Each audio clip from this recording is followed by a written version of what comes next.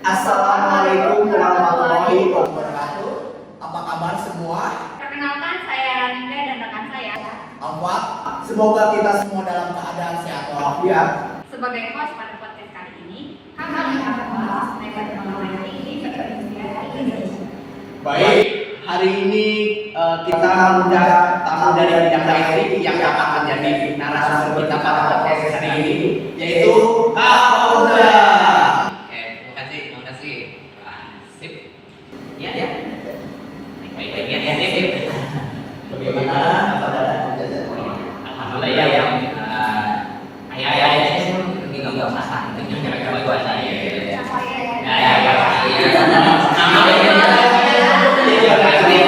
Namanya juga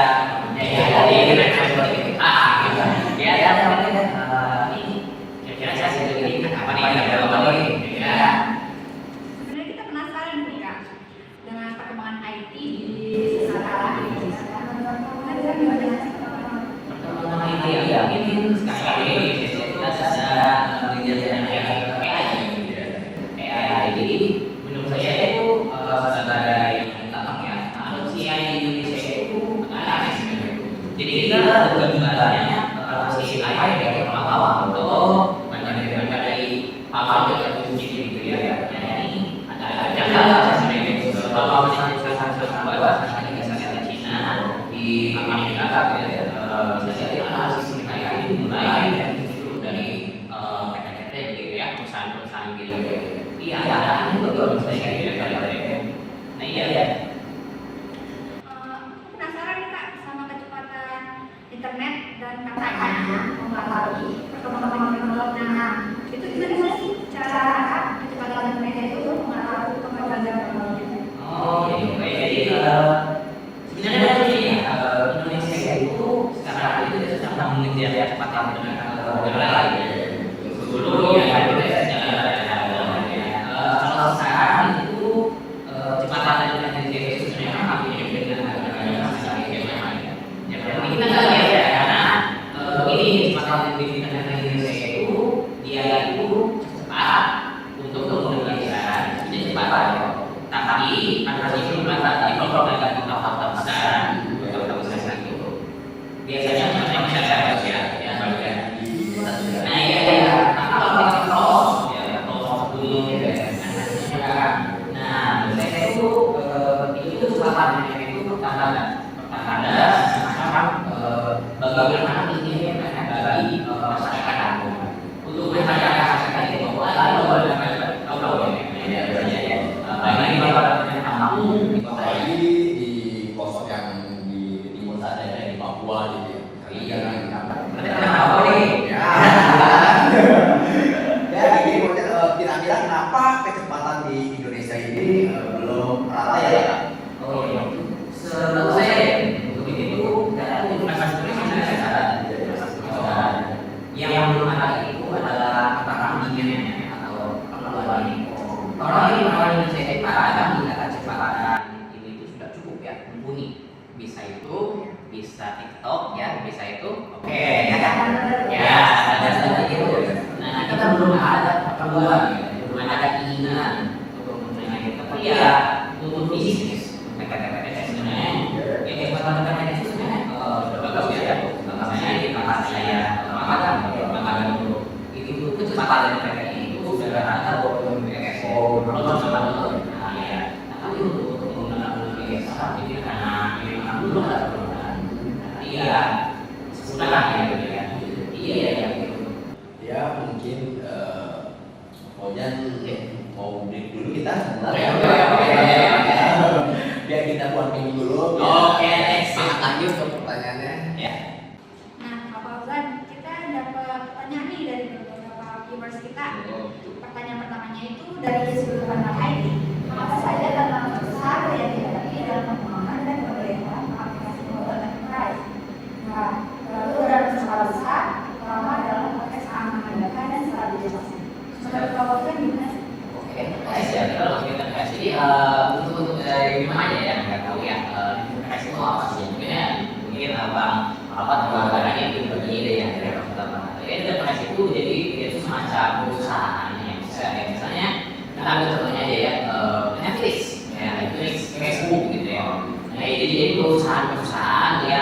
dianggap dia itu perlu standar untuk pengembangan aplikasinya ya. Nah, untuk skala besar nih, nah sekarang kita definisi dulu deh skala besar itu gimana. Jadi untuk di dunia IT kita bisa menggunakan beberapa metrik ya. Metrik itu semacam pengukuran untuk mendefinisikan skalanya. Jadi skala itu misalnya bisa dari jumlah pengguna nih.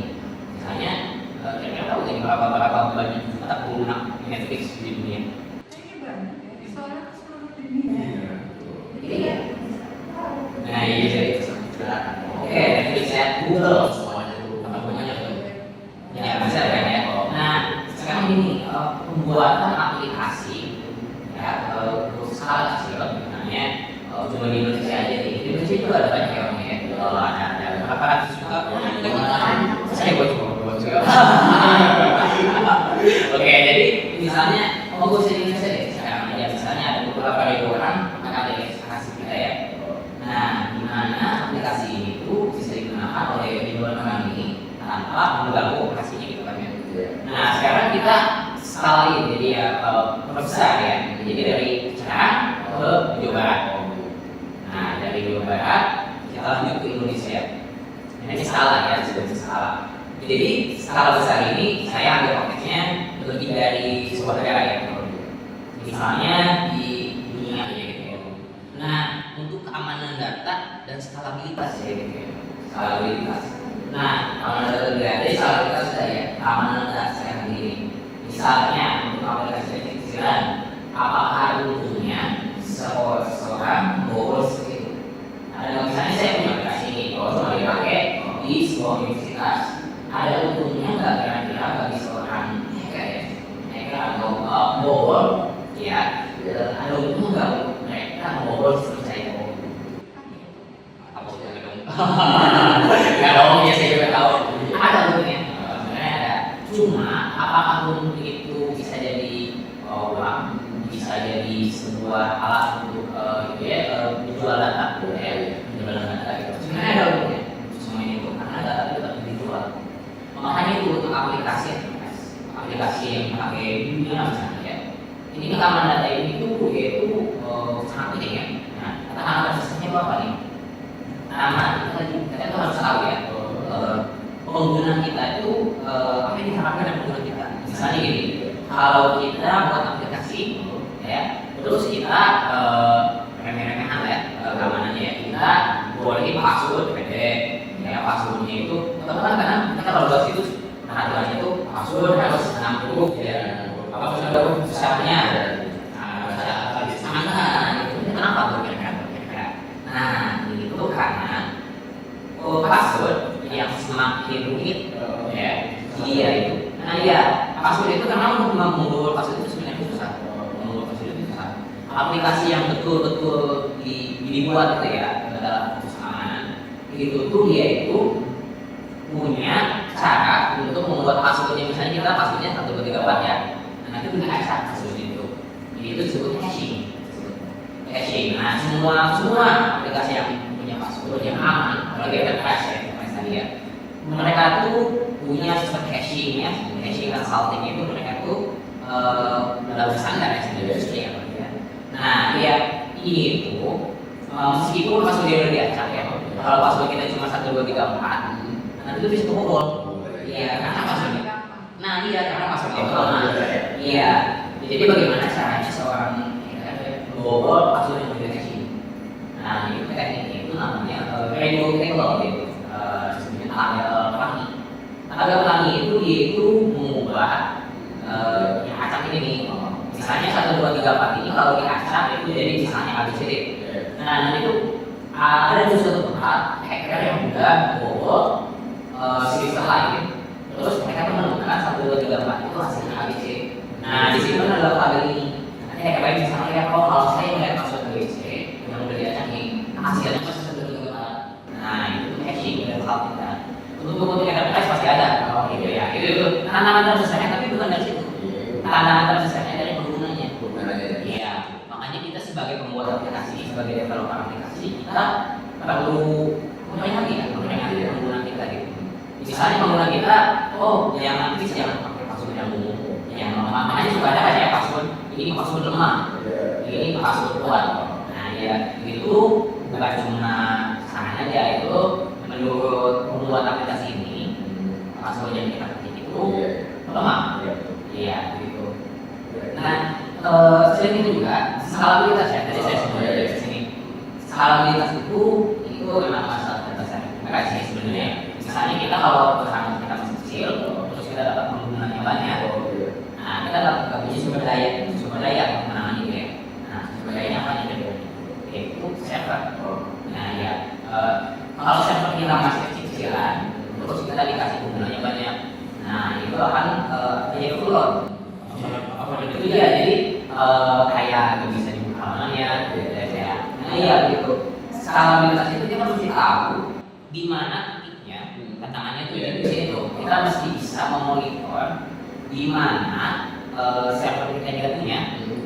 Kita perlu dikasih gitu. Nah ya, untuk enterprise biasanya mereka punya banyak ya teknologinya, ada load monitoring misalnya, kayak itu untuk mendeteksi kira-kira berapa pengguna yang order. Ya misalnya kalau setiap hari ini nih, misalnya setiap hari ini kita punya banyak pengguna nih. Nah kita otomatis fokuskan server kita aktifin waktu siang dan gitu ya. Ya pas server kita aktif siang ya. Nah tapi kalau misalnya malam ini nggak terlalu banyak pengguna ya, nah otomatis kita servernya kita bisa hemat-hemat ya. Soalnya itu listrik kan ya. Nah itu skalabilitas itu dari situ sumber daya, bukan cuma dari orang aja ya. Orangnya pasti perlu kan pegawai ya, pegawai PTPH itu. Nah kita kan perlu juga server, perlu juga uang buat sumber daya itu tenaganya ya, listriknya begitu. Sama server itu perlu aksi juga, ruangannya juga perlu khusus. Nah itu, nah itu tuh tantangan-tantangan bagi enterprise ya. Jadi mau aplikasi mobile, aplikasi web, itu tantangannya itu ya. Selain implementasi, misalnya kita perlu developer juga ya, model aplikasi gitu.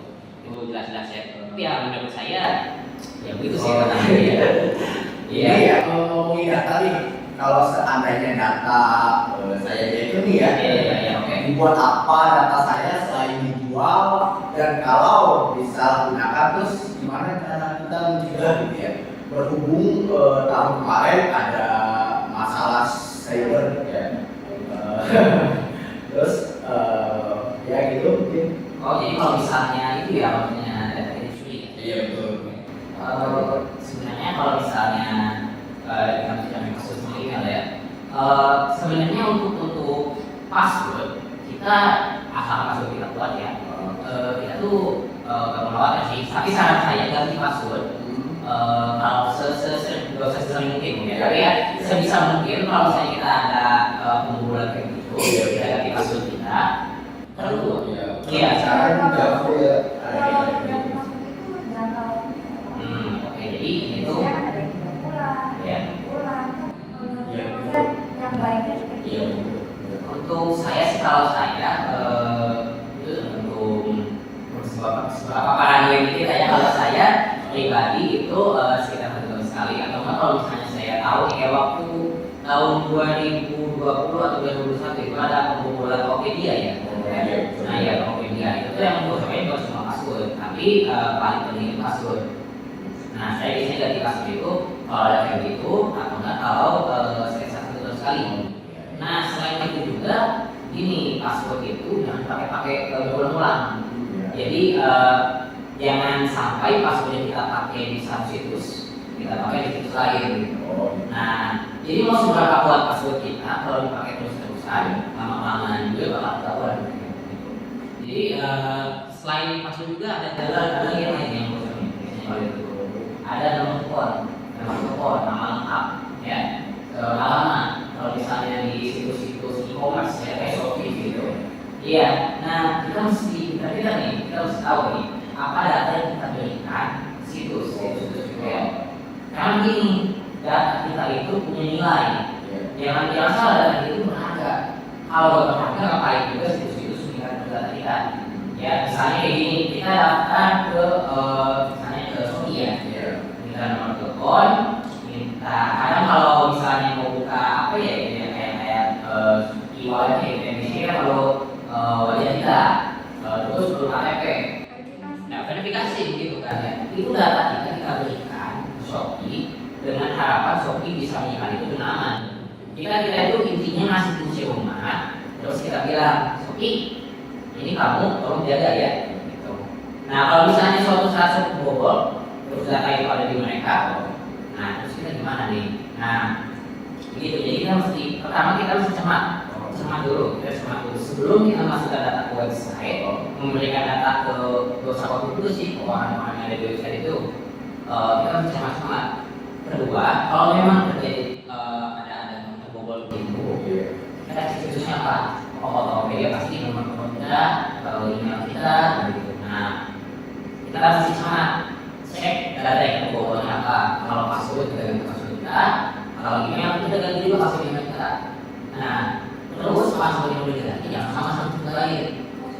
Harus beda. Makanya kalau untuk ini terkait di perusahaan kita biasanya memakai namanya password manager. Password manager itu jadi semacam aplikasi berangkas. Dia itu punya kunci, password kita ada di belakang password kunci ini. Nah, gitu. Jadi terlindungi ya. Iya. Jadi kita punya satu password yang kuat untuk menyimpan password kita yang lain, gitu. Nah, kedua itu kita pakai OTP. Tapi OTP-nya OTP SMS.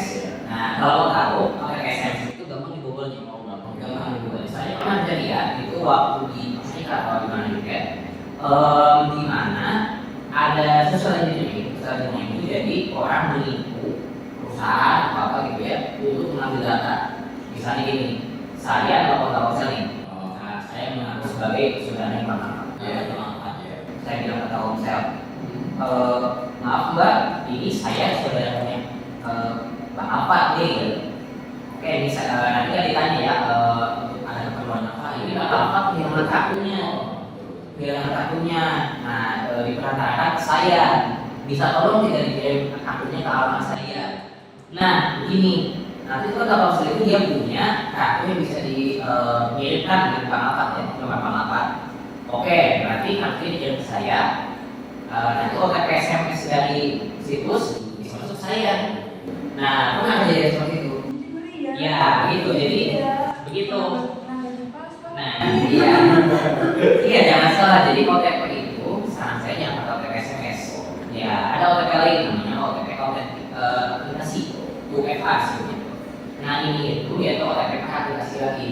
Nah, itu bikin kodenya ke aplikasi itu. Ini tuh lebih aman. Sebenarnya lebih aman daripada SMS karena biasanya aplikasinya itu memang bisa diserangkai tadi secara generik ya, karena aplikasinya nggak ada CS-nya. Iya. Nah, ada lagi sekarang teknologi yang baru lagi nih. Satu lagi tentang password. Namanya passkey.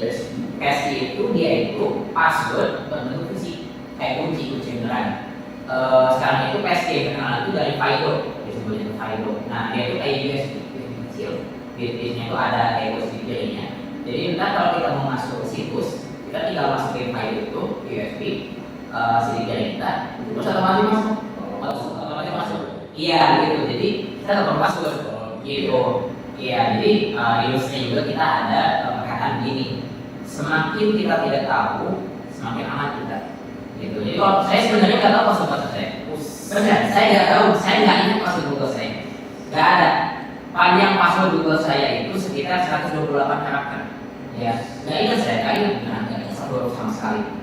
Sengaja.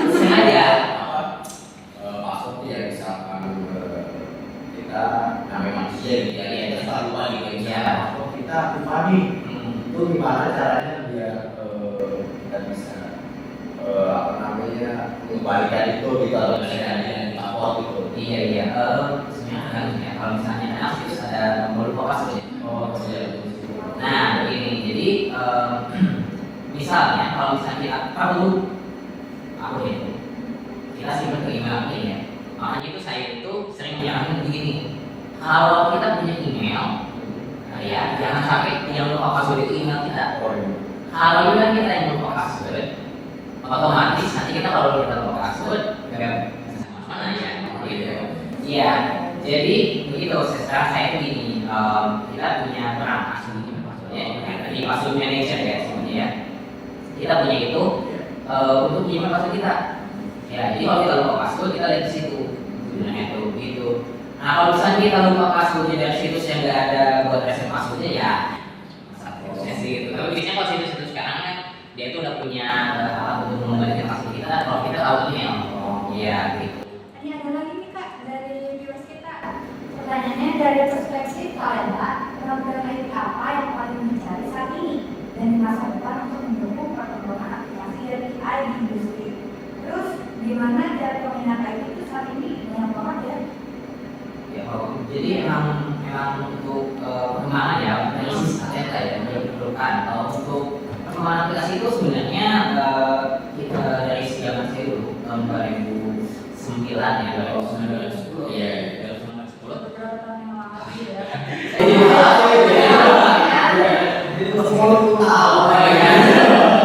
Jadi untuk perkembangan aplikasi sekarang itu saya itu ada beberapa perkembangan dulu. Saatnya dulu Pak. Dulu waktu zaman saya kita kalau buat aplikasi itu kita itu sebenarnya pakai kode ini. Itu dari bahasa yang didukung sama aplikasi itu. Ya, misalnya saya kalau buat aplikasi Android pakai Java. Jadi apa yang saya lakukan, saya perlu bisa Java. Ya. Tapi kalau sekarang kita kalau buat aplikasi Android bisa pakai bentuknya Java. Jadi bisa pakai JavaScript, pakai namanya nanti ya. Terus kita bisa juga pakai yang ada juga pakai Kotlin, Kotlin, Flutter, banyak. Jadi sekarang itu kalau kita membuat aplikasi di laptop, di komputer, di HP, itu sebenarnya kita nggak perlu cuma bisa Java.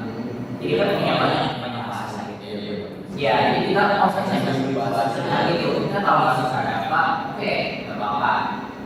Kita bisa belajar Kotlin, suka oke, kita bisa belajar Flutter. Kita bisa banyak belajar dari mana ya?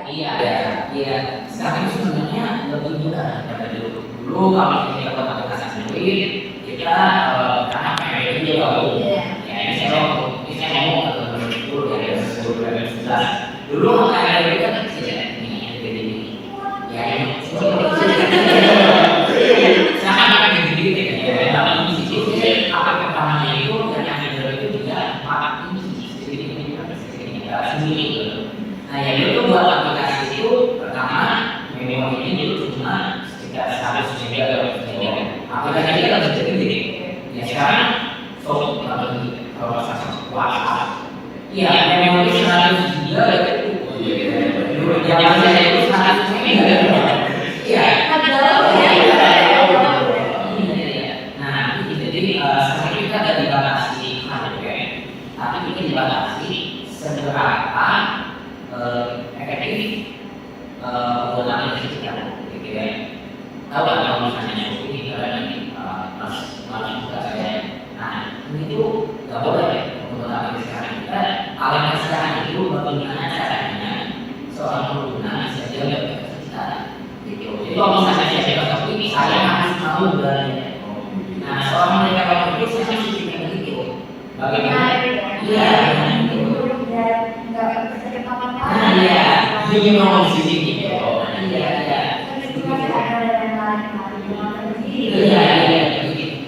Talenta yang dulu itu seperti bisa belajar mana itu buat aplikasi kita itu mesti menarik, ya, namanya ini. Kedua, mesti penggunanya itu di aplikasi kita. Oh, jangan dong kompetisi gitu deh, kompetitor kita. Sebenarnya itu sebenarnya itu waktu saya itu namanya hasilnya ini, jadi mesin yang bisa belajar ya. AI itu sendiri, AI itu mesin yang bisa belajar dari itu. AI itu dulu kalau zaman saya dulu kalau kita menunjuk AI itu berarti dibahas kalau misalkan yang foto itu sombong, dia bisa mikir, nah dia tapi kalau AI misalkan kita itu memang ini, tapi dia tidak gitu. Begini, tapi kita itu bukan, tapi ini bisa jadi begini, bisa jadi yang sama kita ya. Enggak, kayak gitu. Maksudnya AI itu begini nih, bagian itu. Dia itu nggak punya. Misalnya ini, kalau saya nggak begitu, kalau saya kayak gitu, itunya AI itu punya. Nah, untuk ini jadi sekarang itu kita itu menjadi misalkan pilihan betul kalau dia begini. Jadi kalau misalnya, oh saya kalau AI itu ya, AI itu misalnya berpikir begini, penggunaan saya akan sangat baru kalau saya membangunkan ide privat. Ayo bangun di mana kita lagi. Nah, saya ada di titik itu. Dia itu cuma sebagai alat. Benar ya, ada pertanyaan dari Gus. Iya, betul. Kita break dulu kali ya.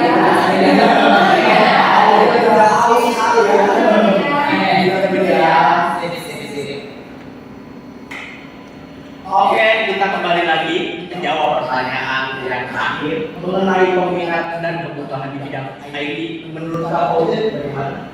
Untuk sekarang ya memang pilihannya itu pilihan posisi ya. Itu ada yang tertarik ya, ada yang memilih hobi. Ya, kan kalau kita tahu ya kalau pilihan dia itu ada di gitu kan. Jadi Saya bisa berhubungan ya.